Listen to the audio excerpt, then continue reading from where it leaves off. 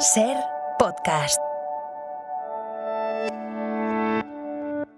En este episodio de Crónica 24/7... En septiembre del año pasado, el Partido Popular recibió información sobre un supuesto cobro de comisiones relativo a un contrato sanitario de la Comunidad de Madrid en beneficio del entorno de Isabel Díaz Ayuso. Hacemos memoria y ahora que el PP guerrea en público... Hace cerca de 2 meses empecé a conocer el rumor del intento de contratar... Ahora que suena de nuevo el eco de la guerra sucia, repasamos la larga historia popular de intrigas, detectives, contratos y comisiones. Nos rodean varios territorios que unos son de una banda y otros son de otra. Entonces, como bajamos a la calle y visitamos uno de los barrios de Madrid donde operan las bandas juveniles. Por el momento, pues solo fueron localizadas 4 balsas salvavidas. Y repasamos la larga historia de naufragios en una tierra, Galicia, que nunca deja de mirar al mar. Y ya digo, en este momento fueron recogidos 3 supervivientes. Episodio 8. Historias de guerra sucia, naufragios y bandas juveniles. Crónica 24/7. Nunca pude imaginar que la dirección nacional de mi partido iba a actuar de un modo tan cruel y tan injusto contra mí. El honor del Partido Popular es nuestro activo más valioso y todos nuestros cargos tienen el deber político y moral de colaborar en su preservación. Nunca antes habíamos asistido a un espectáculo político así. Nunca antes las tensiones orgánicas en un partido como el PP se habían aireado de forma tan cruda y en público.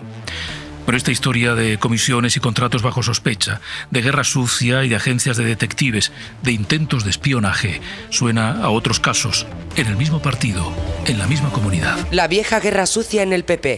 Miguel Ángel Campos. Fueron los anglosajones quienes bautizaron a las operaciones encubiertas, de carácter clandestino y frecuentemente ilegal, con el objetivo de destruir al adversario, como operaciones negras o Black Ops en inglés. Desde acciones de comando al desembarco en Bahía de Cochinos, hasta el asesinato de Kennedy para los conspiranoicos o el Watergate de Nixon. En el Partido Popular llevan al menos 14 años organizando Black Ops que sepamos. Ya en 2008, el entonces vicepresidente en Madrid, Ignacio González, fue seguido y grabado en vídeo por los suyos con unas bolsas en Colombia. La SER entrevistó en exclusiva al espía de González, que admitió que el encargo vino desde dentro, desde el seno del Partido Popular. Saber cómo van a volar, quién va a volar y cuándo debe de haber salido de las agendas, bien de la agenda del señor Ignacio González, vicepresidente de la Comunidad de Madrid, o de los 2 cargos del canal de Isabel II. El propio González fue espiado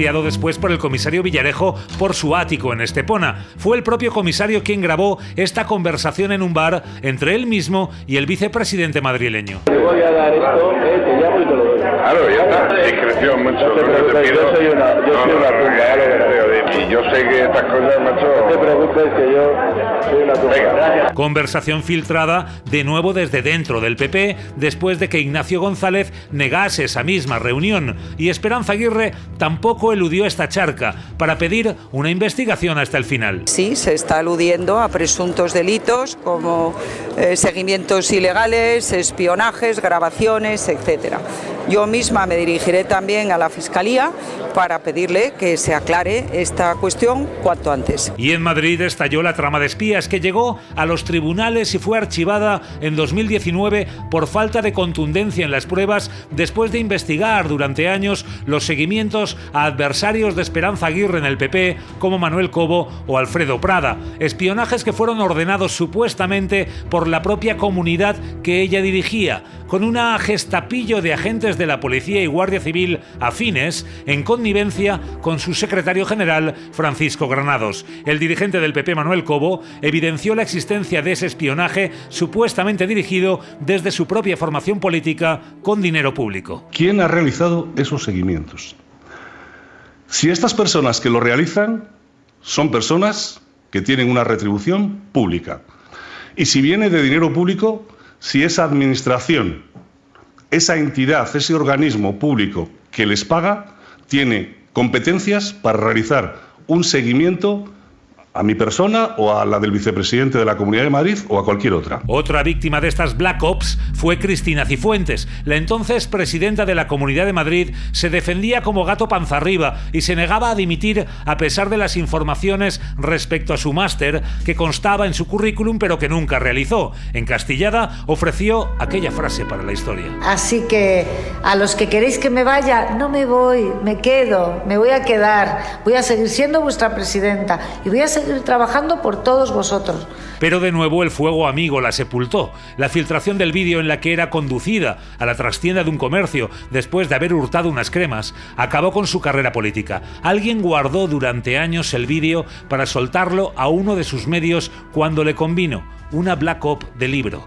Pero el gran caso de espionaje fue la Operación Kitchen, en el que supuestamente se utilizaron todos los resortes del Estado, incluidos fondos reservados para, desde el gobierno del PP, espiar entre 2013 y 2015 al extesorero Bárcenas y destruir las pruebas que tuviera sobre la Caja B, hurtándoselas a la justicia. El principal inculpado en esta causa, el exministro del Interior Jorge Fernández Díaz, no descartó la implicación de la cúpula del PP en el operativo. Preguntado por la participación de la secretaria general, se limitó a decir en el Congreso que, con su conocimiento, no participó, no que no lo hiciera. Si la señora María Dolores de Cospedal, ¿usted cree que podía tener alguna capacidad de influencia en algunos policías a la hora de promover determinadas acciones o intervenciones policiales?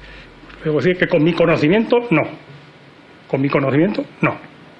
No lo hubiera tolerado nunca. En definitiva, los casos de espionaje en el PP vienen de lejos y desde distintas esferas de poder. Son una práctica frecuente desde hace al menos 3 lustros. Y en este caso que ha estallado esta semana, nos encontramos a un personaje clave que ha estado en muchas de las operaciones que acabamos de narrar. Julio Gutiérrez, responsable de la agencia de detectives Mira, estuvo relacionado con el espionaje a González. Llegó a estar procesado por el caso de los espías de Madrid y ahora le buscaron para el espionaje a Ayuso. El propio Gutiérrez lo ha admitido esta semana, hablando en tercera persona de sí mismo, en un audio remitido para explicarse. Yo, Julio Gutiérrez, a Mira Detectives vinieron a contratarle unas personas vinculadas a alguna empresa de Partido Popular.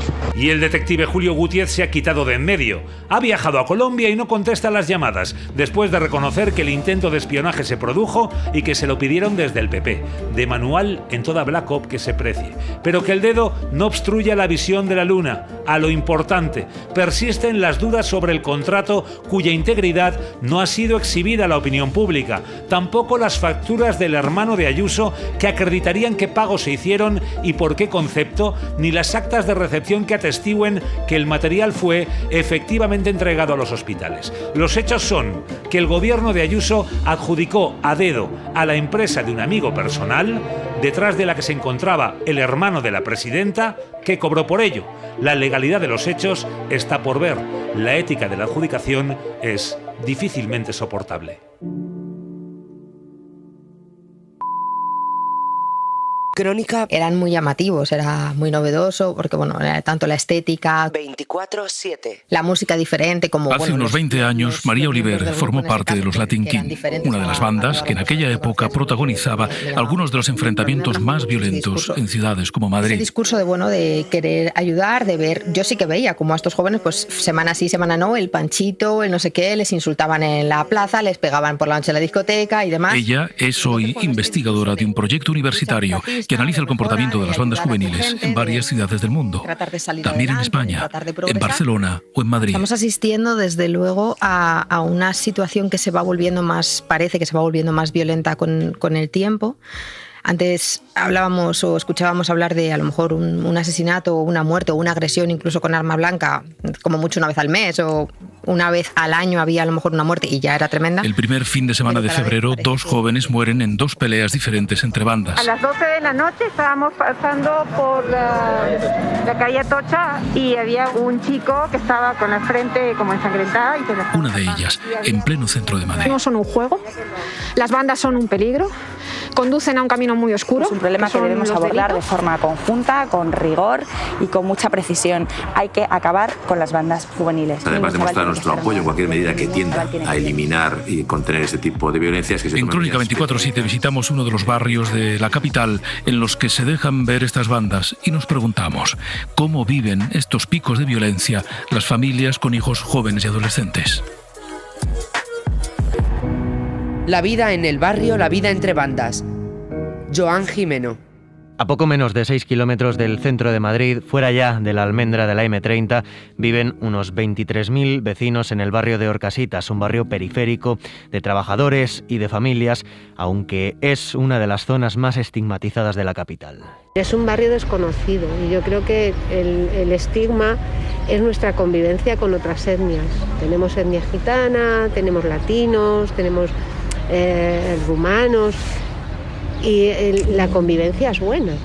Tú hablas a gente que no conoce la zona de Orcasitas o de Usera, y cuando hablas que vives en el distrito de Usera y concretamente en Orcasitas, dan un paso atrás, ¿no?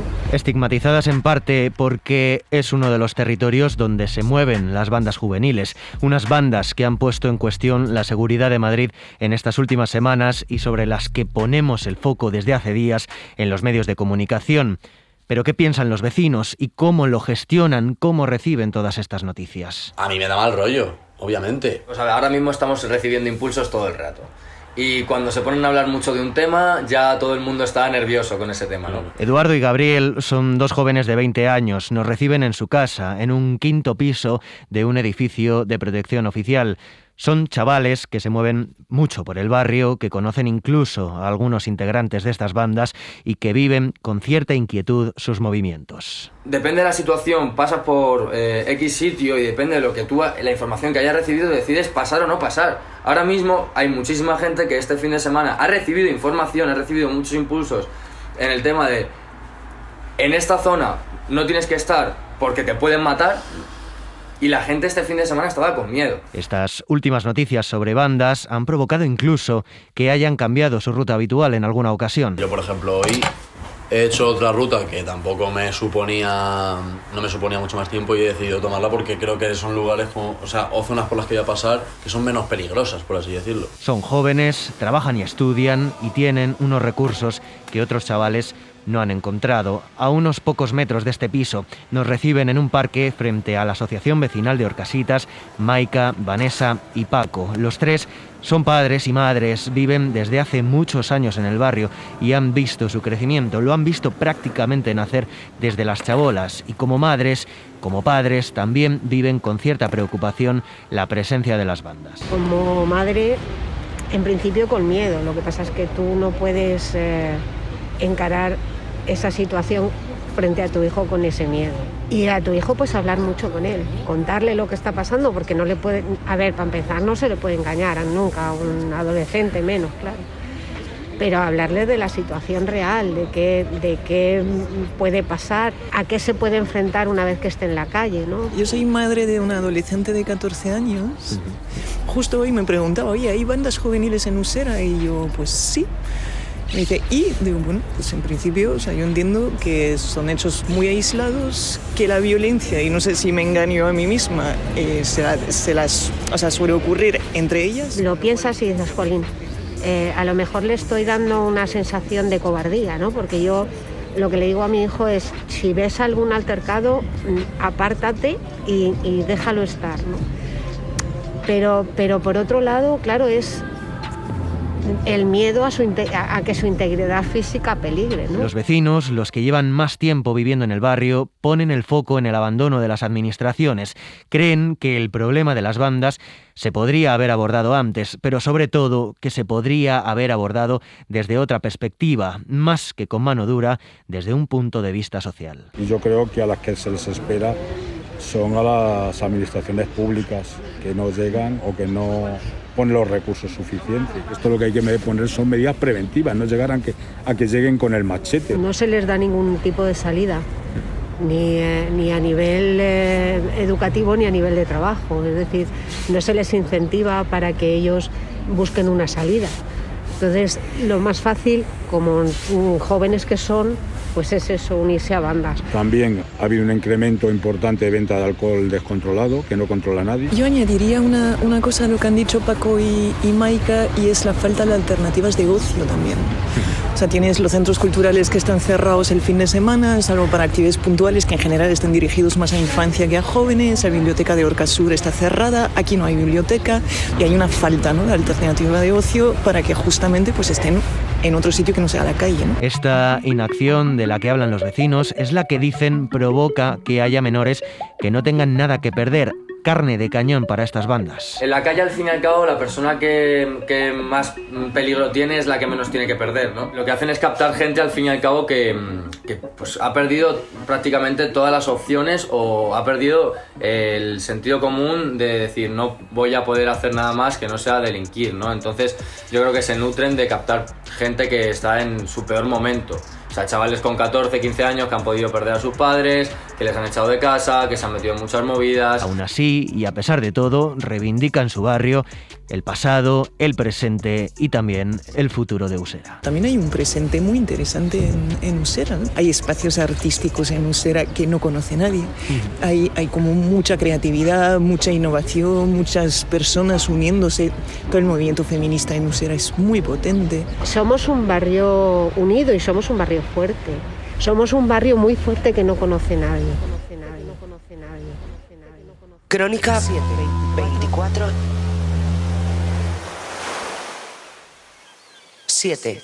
Del lunes a las 11 fue la última vez que hablamos. Sí, había mal tiempo, pero bueno. Unas horas después de aquella llamada, se perdió la señal del Villa de Pitancho. El mar estaba muy mal. Estaba pescando a 250 millas de Terranova. Un fuerte temporal hundió a uno de los barcos más modernos de la flota gallega. 21 tripulantes murieron. Es el peor naufragio en décadas. Ha desaparecido y las noticias no son buenas. Las vidas que se traga el mar, por Ricardo Rodríguez. 5 de la madrugada del martes 15 de febrero, el Villa de Pitancho lanza un SOS. Azota el temporal en Terranova con fuertes vientos, olas de hasta 10 metros. El pesquero con base en Marín se hunde en cuestión de minutos. Estaba en un ojo del huracán, de una gran tormenta que probablemente pues un fuerte golpe de mar. Estamos hablando a lo mejor de olas en torno a 8 o 10 metros. Probablemente se haya quedado sin energía eléctrica. La tragedia golpea de nuevo al mundo del mar. De los 24 tripulantes, solo han sobrevivido 3. Yo dije, Dios mío, no puede ser. Edu no puede ser, Edu no puede ser. Y después nos llamaron más tarde. Ese mismo sobrino me llamó más tarde y me volvió a decir, tía, tranquila, que Edu y el tío Juan están vivos. Yo, ay, Virgen del Carmen. Hoy es el Villa de Pitancho, antes fueron otros muchos. Y los marineros actuaron así porque viven su trabajo, quieren la mar. Y como es su trabajo y su medio de vida, lo vivo. Por desgracia, soy de las personas, de las muchas, que trabajo en lo que me gusta. Sí. Disfruto con mi trabajo. Se llamaba Hermindo Castro. El mar lo era todo para él y el mar se cobró su vida el 2 de junio de 2004. Nos conocíamos del de chaval y ahora cuando fue del Prestige, de los troncos y tal, nos fuimos juntos, fuimos varios días en el barco y una persona cojonante, vamos. Tienes que perdonar, pero no puedo hablar más. Hermindo era el patrón de Lobaía. El barco se hundió en las proximidades de las Illas y Sargas. Murieron sus 10 tripulantes.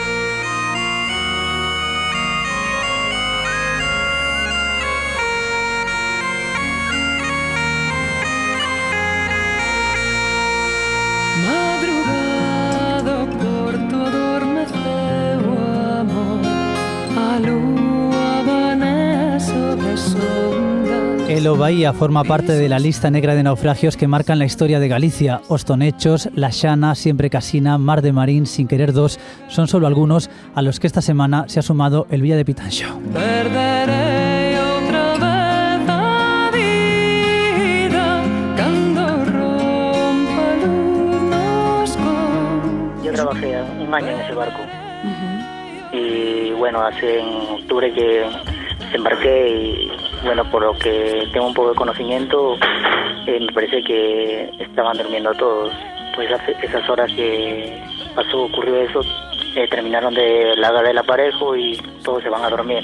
2005, un violento golpe de mar hundió el Siempre Casina a 21 millas al norte de Ribadeo, en Lugo. Posiblemente se le coloquen algunos flotadores más para impedir que se hunda y se acerque a la costa para trabajar, sobre todo ellos que tienen que entrar dentro, trabajar con mayor seguridad.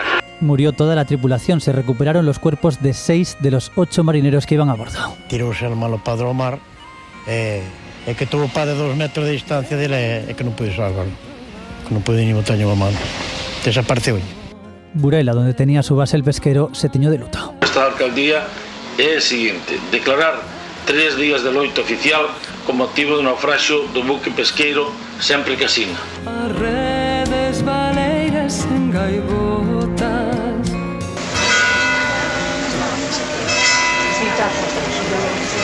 En las últimas 4 décadas, un centenar de muertos. En muchos casos, sus cuerpos nunca se llegaron a recuperar. Especialmente cruel fue el año 1991, con 3 naufragios frente a las costas gallegas, 26 hombres muertos en el mar.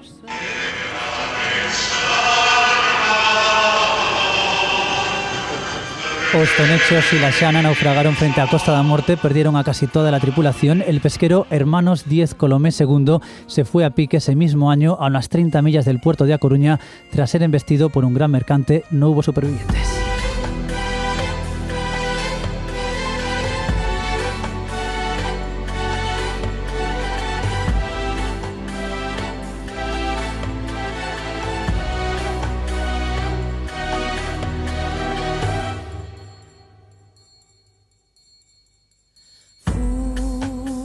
Bailar no meu bater, além do mar cruel e mar bramindo diz que Los marineros yo creo que vivimos con eso. Yo fui naufragué en el año 82, estuve 3 horas en el agua y estoy aquí y yo sé lo que es eso en carnes propias. He sacado a mucha gente viva y muerta del mar. Y vengo del mar, hace una hora que llegué del mar. O sea, los marineros creo que todos tenemos muy claro cuál es nuestro destino y muchas veces va el tema de la suerte. Unos tenemos más suerte que otras y eso es lo que sabemos los marineros. La tienes allí y donde la tienes te vas a caer. Xulio Alonso sobrevivió a un naufragio en 1982, pero su vida siguió ligada al mundo del mar. Fue patrón mayor de Vigo, siguió faenando desde entonces. Que por arriba está cerrado de niebla, pero os percebo están frescos. ¿Cómo? ¿Cando? Y es que así es la vida, mar adentro. Mira, Castro Real, percebes con patatas cocidas con cachelo, ¿no? A ver, general, ¿dónde está el metido que tal me he reído? Lejos de los suyos, de sus casas, los marineros son una verdadera familia, unidos en lo bueno y en la adversidad. Aquel monitor ves moito mellor, o LED, sin querer dos. Este es el momento en el que Salvamento Marítimo localiza el pecio del Sin Querer 2, un pesquero que se fue a pique hace 5 años en aguas de Fisterra. 3 muertos y un desaparecido.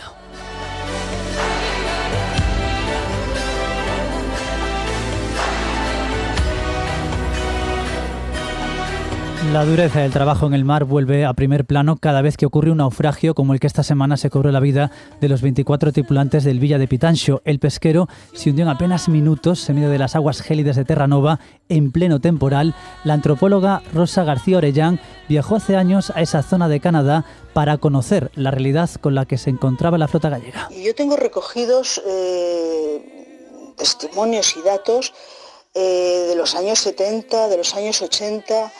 de barcos en Terranova que cogían colas de ciclón y llegaban a puerto. Evidentemente con el puente bastante dañado y con muchos daños en el barco, pero llegaban a puerto, no iban a pique. Entonces, bueno, serán los expertos quienes tengan que trabajar cuál fue la causa del hundimiento del barco. Y hay algo que le llamó mucho la atención cuando llegó a Canadá, a los puertos pesqueros de Terranova. Cuando yo llegué en el año 2002, había personas que hablaban gallego. Y eso me impactó muchísimo porque fui a entrevistarles, iba a entrevistarles hablando en francés y me empezaron a contestar en gallego. Es decir, quedó la lengua allí, la lengua gallega quedó en Sant Pere Miquelón. O sea, el gallego era la lengua de los grandes bancos de Terranova. quedó el cocido gallego que se hacía entonces en los barcos, quedó también allí impregnado. El naufragio del Villa de Pitancho abre otra reflexión. En los últimos años se ha mejorado mucho la seguridad en los barcos, pero ¿lo suficiente? Unha cuestión importante sería mellorar os equipos individuales de supervivencia. É importante que sexan adecuadas á zona de pesca onde se traballa, polos temporales, as temperaturas que pode haber, etc. Por exemplo, nunha zona como a de Terranova, necesitaríanse seguramente botes de supervivencia, como a marina mercante son obligatorios, e non balsas. Xavier Aboy ha dedicado buena parte de su vida a asesorar y a defender a la gente del mar sobre sus derechos laborales. Por mucho que se trabaje las medidas de seguridad a bordo, parece inevitable que cada cierto tiempo el mar nos recuerde que no se puede bajar la guardia. Tragedias a lo largo de los años, de las últimas décadas, que marcan la identidad de los gallegos. Muchas veces lo ignoramos, lo que es la mar. Pensamos que, claro, es nuestro trabajo y nuestro deber de salir todos los días y nada más. Nosotros no pensamos que la mar que nos va a comer, ni pensamos que nosotros tenemos que comer de la mar.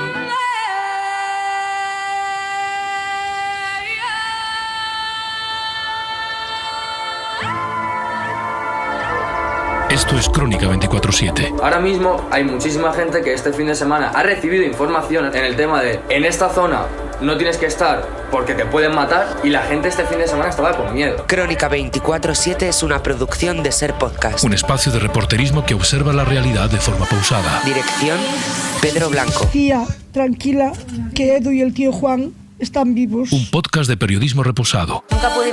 Nunca pude imaginar. Una mirada a la actualidad en España Somos un barrio unido y somos un barrio fuerte. y en el resto del mundo. Quedó el cocido gallego que se hacía entonces en los barcos, la lengua gallega quedó en San Pierre de Miquelón. Con los periodistas de la cadena SER. 5 de la madrugada del martes 15 de febrero. A poco menos de 6 kilómetros del centro de Madrid. Conversación filtrada de nuevo desde dentro del PP.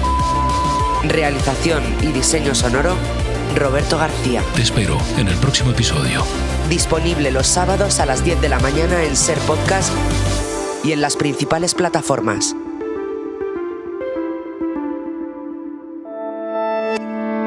Cadena SER. La radio.